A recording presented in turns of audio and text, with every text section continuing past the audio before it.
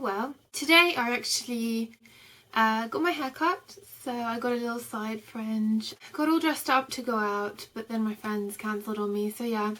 Happens to all of us, but we're not going to let that get us down. We're going to still have a good Saturday night. So I thought, what a perfect time, since I'm presentable and my hair's, looking okay, I can get a video done for you guys. And I asked a few of you on Twitter what video I should do, and Holly from the Yummy Mummy beauty blog suggested I should do the overrated products tag that quite a few people have done. I remember watching Laura's Lollipop 26 a few weeks ago, and I thought that's a really good one, because we always hear about like the great things that people love. I always recommend products, but it's also great to know what products out there are the things we didn't like and maybe were sent to us or we bought because there's a massive hype surrounding it and you think it's going to be really good, but it just does not meet your expectations at all. So first thing I'm going to talk about is a few Makeup Forever products, which may not be relevant to everyone in the UK because I know they're hard to get hold of. But one thing that I have heard hyped up a lot is the Makeup Forever Matte Velvet Foundation, Matte Velvet Plus. I absolutely love the Makeup Forever HD, but I find it doesn't last too long on my skin because my skin gets very oily and it's quite a dewy finish natural foundation. So people like Tiffany D, Makeup by Tiffany D on YouTube, and so many others have been talking about how this one is so great because it gives you like such a lovely finish and it lasts all day because it's a matte finish formula, which I perfectly love, and it's oil free, water resistant. The colour itself is quite nice, the packaging is quite nice, it's very hygienic, and I like the fact that you can squeeze out as much as you want there. When you first get it out, it's quite a thick formula. The problem is that it literally grabs to any kind of dryness. Like, I get quite a lot of dryness around the crease of my nose here. Even though my skin is oily, I don't know why I get so much oil around here as well as dry flakes. And if you have the tiniest bit of dryness on your face anywhere, for example if you have a blemish that's healing and it's a little bit dry, it just clings to that and it makes it look absolutely horrendous. After I put it on, while I'm putting it on, it's quite difficult to blend, it's quite dry and I'm really going at it, and then afterwards it just looks horrible on me. I know a lot of people may like it, even though my skin is oily, so I hate to think what people with like normal skin or dry skin think of this, but on me this just did not work. I think in theory it's a very good foundation, just on my skin, no. Another thing that I think is completely overhyped is the Makeup Forever HD powder. I heard so many good things about it. It's unlike any other finishing powder. It makes your foundation stay on all day, but yet you don't look matte. It doesn't look cakey. It's absolutely flawless, transparent, can be used on anyone. This stuff costs about £40, I think. I didn't buy it in the UK, so I'm not sure. It's pretty expensive for 10 grams of powder. The problem is, whenever you open it, you get a massive cloud of dust. It's very finely milled, it's very nice, but once again, it promises that it won't give you a really cakey matte finish, whereas with me, even if I dip it in and go over my face, once again around my nose, it just looks so dry and cakey. It's not nice at all. If I maybe use a little bit on my T-zone, it's fine. But I also find that it kind of clings to the small hairs, like around my eyebrows and places like that, and just looks really strange. I mean, after a couple of hours, once my skin starts, making its own oils and everything settles in and looks better. But you just have to be very careful. I do use it because I did pay for it and I want to use it up, but I would not say it's one of my favourites. And I would not say it suits every skin tone either, because it is pretty white that you have to use like the tiniest amount. So yeah, I'm not too impressed with this, especially for the price that it was. Next up, another very much hyped up product, the lip tars. I actually bought 4 of these at the iMatch show and I heard so many amazing things about them. I think they are a great product, but for kind of everyday use, they just don't work that well on me. It's true that the tiniest bit, you can hardly see that blob there. 2 tiny dots does go such a long way. I mean, it is very impressive, it's very pigmented, but the thing I find is I put them on, and because they are so pigmented, it just looks really fake on the lips. Like, you can't see any natural texture through it, and it makes my lips extremely dry. Even if I mix the tiniest little bit in with my lipstick, I mixed a very, very small amount in today, but I can already feel my lips are getting really, really dry. So, I mean, I think it's a great product for makeup artists, photo shoots and everything, but the way a lot of people have been talking about them on YouTube, like using them like an everyday lipstick, lip gloss, I don't think they're very good for that because they are so drying, and there's just no way to really sheer them out enough that they look wearable. Even if it's like the bright red colour, if you want a bright red lip, yes, but it's going to look like you've really piled on the lipstick because like you can't see any of your lip through it at all.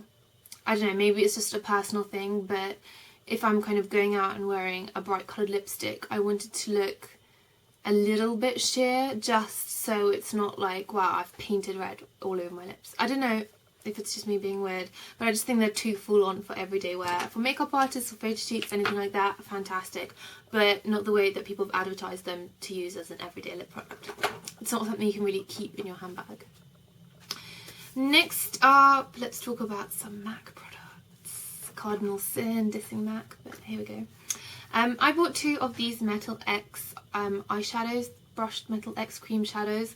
This one's Gold Spice. Colour, absolutely beautiful. Had this for about a year. You can see, not really used a lot of it. When you kind of swatch it, you can see amazing colour, but no matter what I do, it creases like crazy. I've used it with Urban Decay Prime Potion, paint pots, nothing underneath, just a little bit of powder, and then it just cakes up over the top. And then I actually saw, once again, Makeup by Tiffany D said that she uses like liquid glass liners or any kind of those waterproof liners underneath. Tried that, still creased. I just can't seem to figure out a way to use these.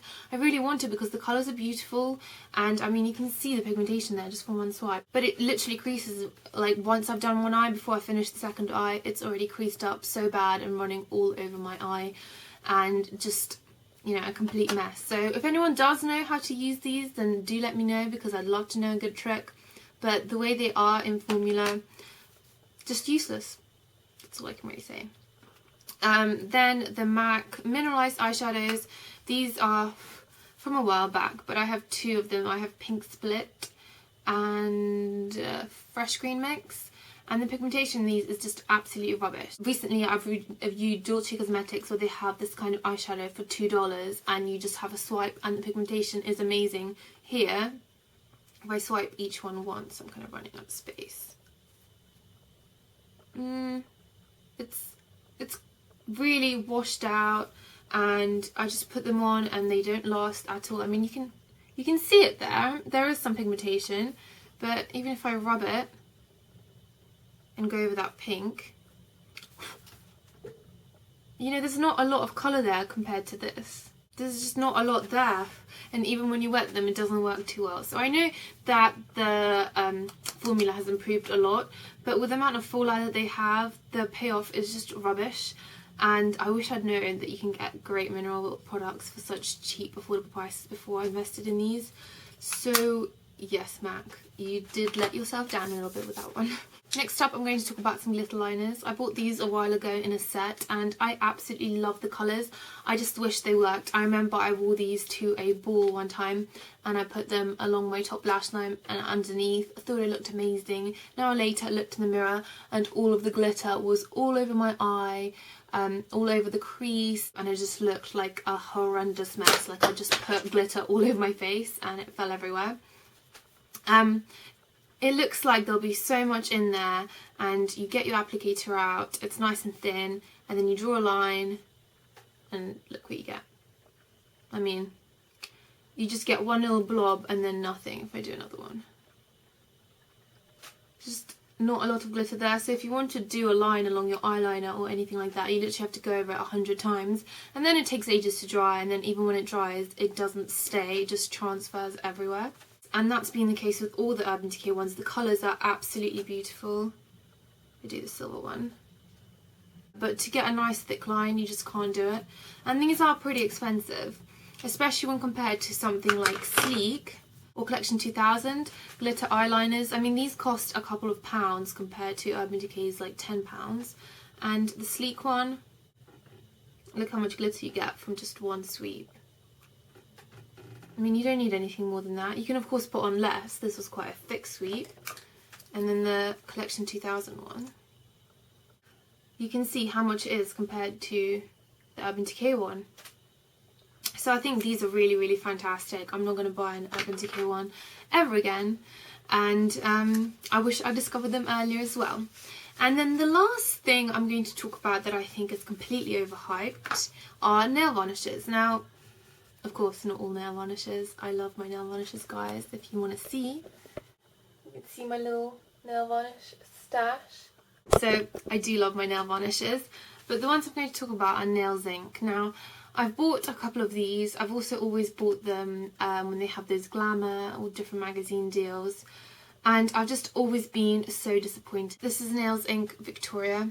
It's very similar in colour to Chanel's Rouge Noir, which I was absolutely obsessed with. I think we all were at that time. But yeah, I wanted to get this one because I was like, I never want to run out of my Rouge Noir. I want to have this colour always. And it seems to me that I use it once, maybe twice, and after that it just dries out. All of my Nails Inc nail varnishes haven't lasted more than a couple of months, but they just become so dried out, so gloopy, you can't even use them at all. And I think it's partly to do with the packaging. I mean, if you look at it, you can see there's a massive gap here, so I don't think they screw down all the way so the air gets in and they just dry out so quickly. And for £10 nail varnish, you know, I just think that's ridiculous that they don't last more than a couple of months. I've never been able to use one more than 3 times, so yes, not good. And then the last thing is the OPI nail varnish in What About You. I saw so many people wearing this, talking about how cool it looked, and I love my pastel pink nail varnishes, absolutely love them, and I've always wanted to find one that's really opaque. However, even looking at swatches, I was like, oh, that looks fantastic, amazing. I don't know what it is, but on me, it literally just looks like whiteout, which is strange because I thought I would be pale enough to pull this off. I can understand it would look strange on someone who's dark because it's such a light colour. It just looks like I've put Tipp-Ex with a little bit pink in it. I mean, I don't know what it is. In the bottle, it's such a nice colour. When I put it on, it looks just like Tipp-Ex. I mean, that's not attractive, is it, right? It's not just me. And then when it chips really quickly as well, and it looks kind of matte and really streaky. I mean, I don't know, once again, maybe I just got a bad bottle, but just not a nice flattering colour. Even in the winter, like this, on my hands are super, super pale. Please excuse all my swatches. It looks absolutely horrendous. I wish they could make a really wearable pink that is in the same kind of formulation in terms of opaqueness. But I really wish I liked this one. So I hope you guys enjoyed that rant. Sorry it wasn't very well put together. I was just kind of going with it. And if you want to do a response to this video, I tag all of you guys, all of you. If you want to do a response and tell me and everyone else about the products that you think are overhyped and you just don't rate and just found them a massive disappointment, then please post a video response or leave your opinions in the comment below. Thanks so much for watching, guys. I hope you've had a fantastic weekend and I shall see you all soon. Bye!